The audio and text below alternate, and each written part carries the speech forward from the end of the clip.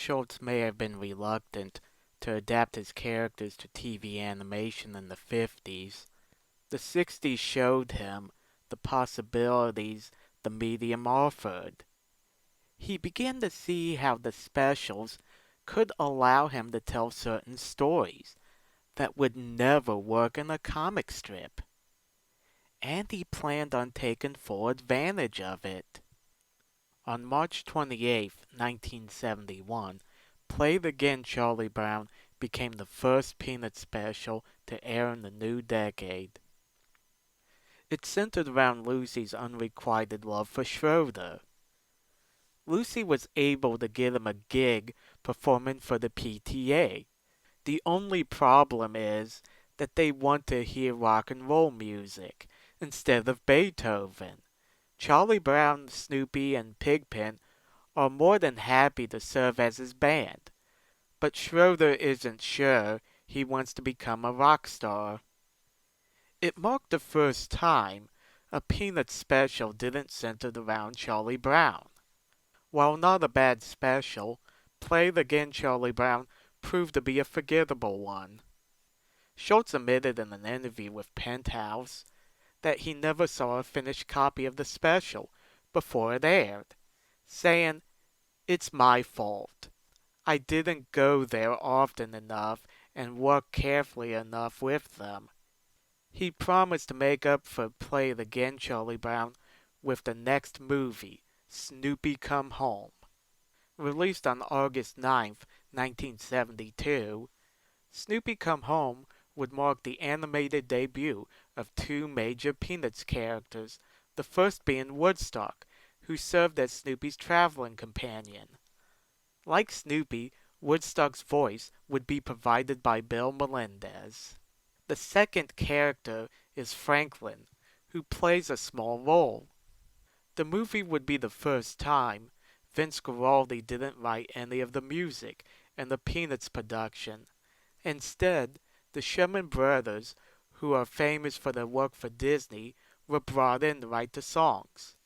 It also features Phil Ravenscroft, the voice of Tony the Tiger, singing No Dogs Allowed. On October 29th of that year, the special You're Not Elected Charlie Brown premiered. It features Linus running for student body president.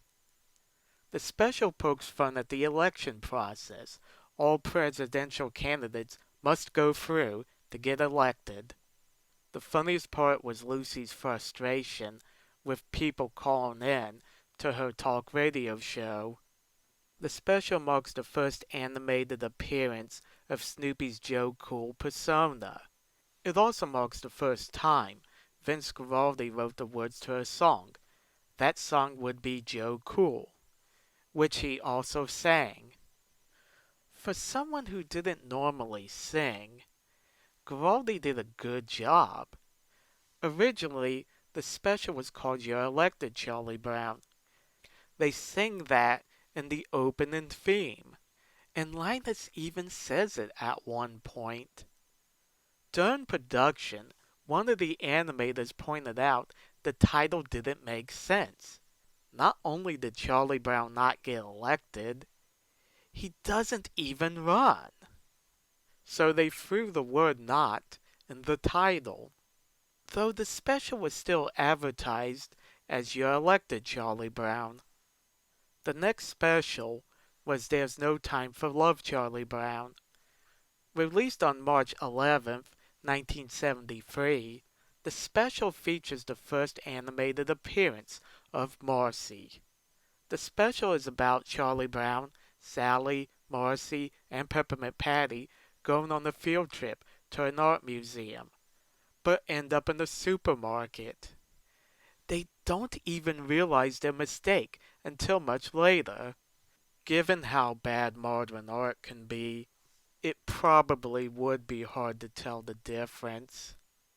With 9 specials under his belt, Charles Schulz was ready to try something different. So far, all of them had scenes or plots taken from the strip.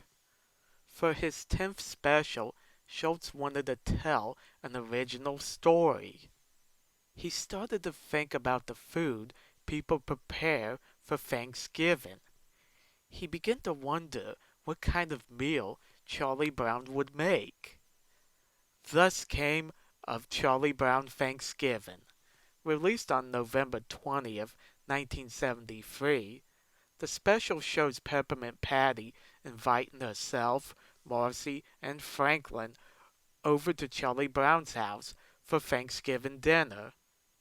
The problem is, Charlie Brown was going over to his grandma's house, so he, Linus, Sally, Snoopy, and Woodstock prepared their own meal for their guest. The most controversial scene in the special is the ending, where Snoopy and Woodstock eat turkey together. Some see Woodstock eating turkey as cannibalism. Even Lee Mendelson pointed that out to Schulz before it aired. Everyone seems to forget that Snoopy had a turkey all along and didn't share it with the kids. A Charlie Brown Thanksgiving may not be as iconic as a Charlie Brown Christmas or It's the Great Pumpkin Charlie Brown. It showed that a Peanuts special didn't need to be an adaptation of the strip. It could tell new stories. The special marked the first time Phil Ramone served as director of a Peanuts special. He would go on to direct 16 altogether. The next special, It's a Mystery Charlie Brown, would continue the idea of telling original stories. Released on February 1st, 1974, It's a Mystery Charlie Brown follows Snoopy in his quest to find Woodstock's stolen nest. On April 9th of the same year, It's the Easter Beagle Charlie Brown first aired. Unlike the previous specials, this one would borrow scenes from the strip as the earlier specials did. Some were disappointed that they didn't explore Easter's religious side, as they did with Christmas and the Charlie Brown Christmas, though most see It's the Easter Beagle Charlie Brown as another great holiday special. Speaking of holiday specials, Be My Valentine Charlie Brown aired on January 28th, 1975. Unrequited love was a favorite theme explored in Peanuts. This time, the special focuses on Linus's love for his teacher, Miss Arbor. We also see Charlie Brown try without success to get a Valentine. Though he does get a used one the next day from Violet. There are two scenes from the special worth noting. The scene where Schroeder is calling out names of people who got a Valentine. Many of them were names of the kids of Schulz, Mendelson, Melendez, and some of the staff. Lee Mendelson's name was mentioned for some reason, but Craig, Schultz's son, wasn't. Did he do something wrong and this was his punishment? Anyway, the second scene is when Linus throws pieces of candy he bought for his teacher off a bridge. When working on the special, someone asked, why doesn't Linus give the candy to someone else? Schulz decided that Snoopy and Woodstock would stand under the bridge and catch the candy in their mouths. Whatever the reason for not being mentioned, Craig Schulz would serve as inspiration for the next special.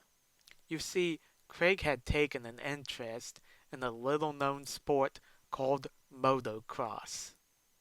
This caught the attention of his father, and thus we got You're a Good Sport, Charlie Brown.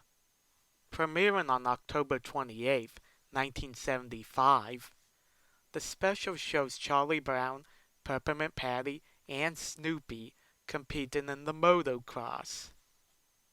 Although he is given the number 13, a lousy motorbike, and a pumpkin for a helmet, Charlie Brown managed to win. One of the few occasions he does. It's a bit of a hollow victory, though, as his prize is a gift certificate for 5 free haircuts instead of Pro Bowl tickets that was promised. You're a good sport, Charlie Brown brought mainstream attention to motocross, thus showing the power the Peanut specials had. Maybe they could bring mainstream attention to a little known holiday called Arbor Day. First aired on March 16th, 1976, it's Arbor Day Charlie Brown has Sally learn about Arbor Day from Linus. In a way, he is serving the same function as he did in the Charlie Brown Christmas. Feeling inspired, Sally leads the other characters to turn the baseball field into a garden. Charlie Brown is upset by this, for he has a game against Peppermint Patty's team, though the garden does give Charlie Brown's team an advantage. The founder of Arbor Day's granddaughter thanked Schulz, Mendelsohn, and Melendez for making the special. For most viewers, It's Arbor Day Charlie Brown was a disappointment. Many saw this special as Schulz scraping the bottom of the barrel for ideas. Previous holiday specials were about holidays most people celebrated. Arbor Day is a holiday most people don't celebrate. Because of this, It's Arbor Day Charlie Brown often gets overlooked. The special does mark the first animated appearance of Rerun, and it's sadly the last time Vince Guaraldi composed and performed for a Peanut special. Guaraldi went to a doctor complaining about chest pains. His doctor told him it was only heartburn, so that night Guaraldi performed at a club. In between sets, he went to his hotel room next door to take a break. He was accompanied by his drummer, Jim Zimmerman, who would later comment what happened. He was walking across the room and just collapsed. That was it. Vince Guaraldi died from a heart attack. He was 47 years old. The sad part about his passing was that Schulz wanted him to compose the music for the next movie, Race for Your Life, Charlie Brown, which came out on August 24th, 1977. Ed Bogus was brought in as Guaraldi's replacement. He would go on to compose the music for many of the specials, as well as the next movie. Bogus would later be joined by his future wife, Desiree Goyette, who would also provide the singing. On October 24th of that year came the special It's Your First Kiss, Charlie Brown. Schulz never considered the specials to be canon to the strip. Things he was against doing in the strip he didn't mind doing in the specials. For instance, showing the little red-haired girl. For years, she had been an unseen character, but now fans were given a chance to see what she looks like in It's Your First Kiss, Charlie Brown. She was even given the name Heather. Schulz had no involvement in her design. The special is one of the most divisive in the Peanuts library. Some, including Schulz, thought it was a mistake to show the little red-haired girl. Others objected to how everyone blamed Charlie Brown for missing the place kicks during the game, even though Lucy kept pulling away the football.